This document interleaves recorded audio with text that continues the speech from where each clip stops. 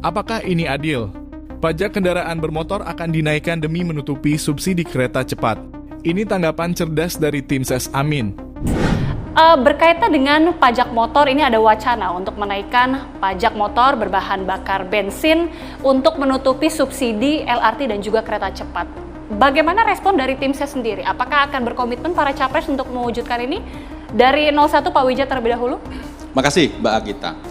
Jadi tujuan pajak itu macam-macam, tapi yang paling penting adalah sumber penerimaan negara dan merupakan mekanisme untuk mendorong pemerataan ekonomi.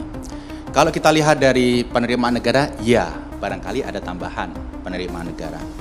Tapi dalam aspek pemerataan, nah ini merupakan pertanyaan besar. Karena motor dipajakin untuk LRT dan untuk kereta cepat.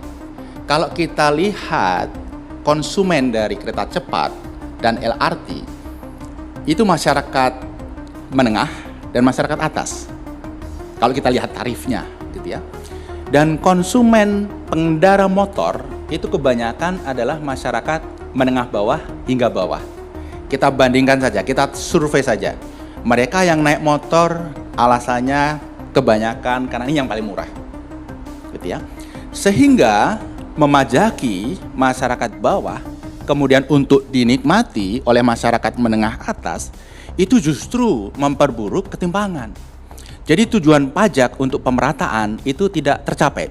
Apalagi kalau kita bedah kereta cepat, LRT Jabodetabek. Proyek ini adalah proyek yang tidak direncanakan dengan baik. Sehingga anggarannya meledak. Kereta cepat misalnya didesain dengan anggaran 77 triliun, tapi ada eskalasi sehingga 108 triliun. Kemudian penumpangnya tidak sesuai dengan harapan. Kenapa?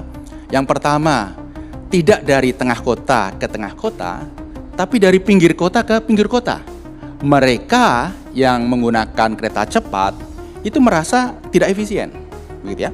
Kalau kita lihat paparan Pak Anies tadi, ketika bicara di Kadin, beliau mengatakan prinsip pajak itu adalah untuk mewujudkan keadilan. Jadi dalam konteks ini tidak terpenuhi. Kalau tadi pertanyaan Mbak Gita, lalu Amin bagaimana? Apakah akan melanjutkan rencana tersebut? Jawabannya jelas, tidak. Tetapi PR yang paling penting, seringkali kebijakan di Indonesia itu top down. Seorang pejabat mengatakan A, B, C, D, kemudian ujung-ujungnya dalam hitungan sebulan, 2 bulan muncul. Apakah itu PP, apakah itu Perpres, atau Permen, Kepmen. Nah ini yang harus kita rubah. Menyusun kebijakan itu tidak boleh top down, tapi harus ada proses teknokrasi, diskusi dengan stakeholder, masyarakat, pemakai untuk mendapatkan solusi terbaik. Jadi itu masukan kami. Makasih.